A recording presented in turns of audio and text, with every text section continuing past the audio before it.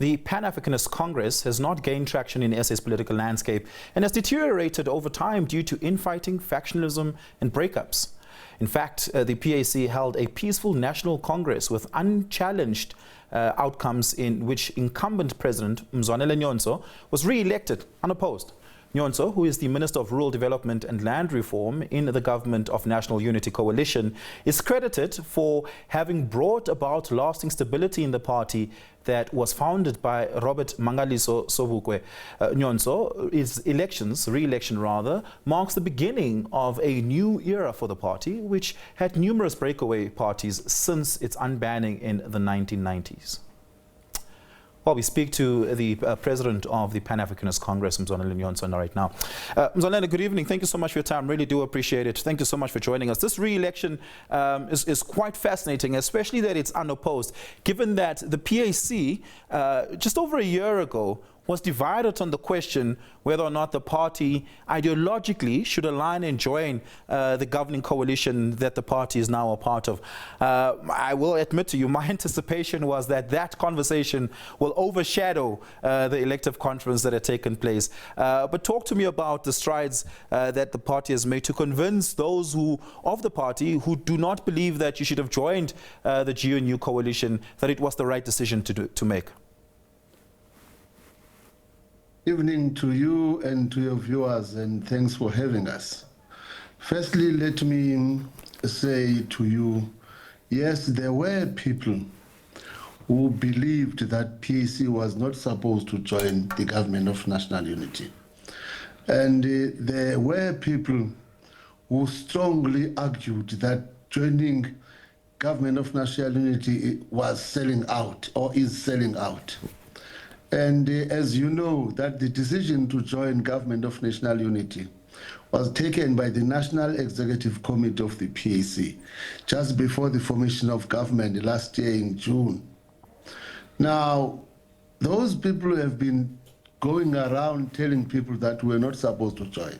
Now, the national conference in Gqeberha was an opportunity for them to come and convince other delegates and other branches of the PAC, because as you know, the Congress is the highest decision-making body.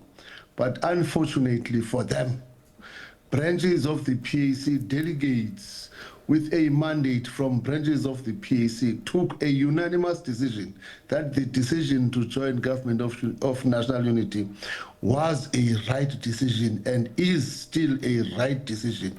And joining this government was the right thing to do because we were responding directly to the electorate.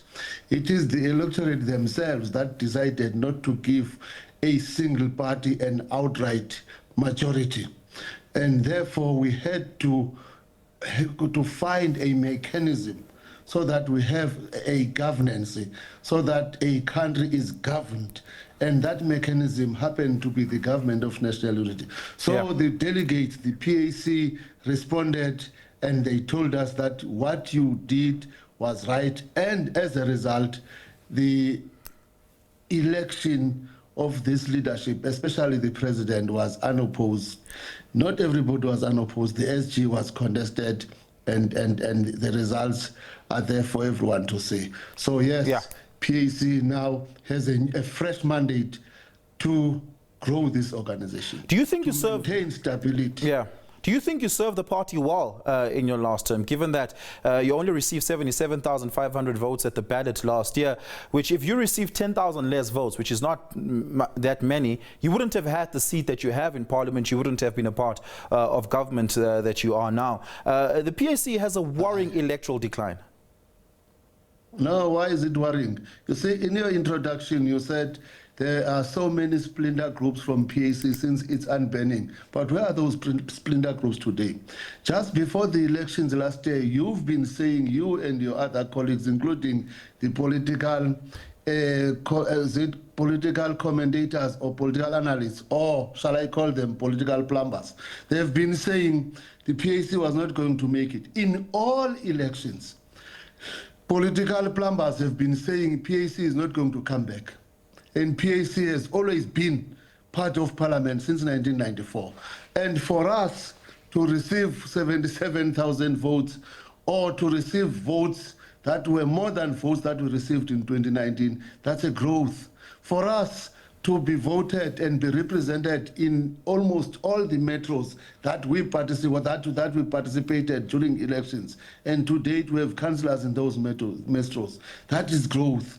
And for us, and for the PAC to be participating in government with this stability that it enjoys today, that is growth. For us, for a PAC that was fighting, PAC that had factions, PAC that was always in court, and now for the first time, you don't even doubt today that who is the president of the PAC.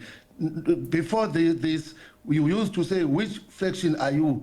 Now there is one PAC. That is growth. And this PAC is going to do what it was formed to do, the fight for the return of land to its rightful owners. Yeah, quite the optimism there. What mandate did your party give to you in government?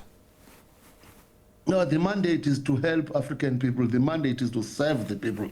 The mandate is, fortunately, as the PAC were allocated or were given a portfolio that talks directly to the politics of the PAC, which is the land. And we are continuing and we are carrying out that mandate. And we are doing it happily, and we are doing it with optimism, and we are doing it because our people want land. And as long as we don't resolve the land question, we will always have problems in this country, because the land has always been the item of conflict, and it must be resolved. Well, we're going to have to leave it there. Thank you so much for your time. Really do appreciate it.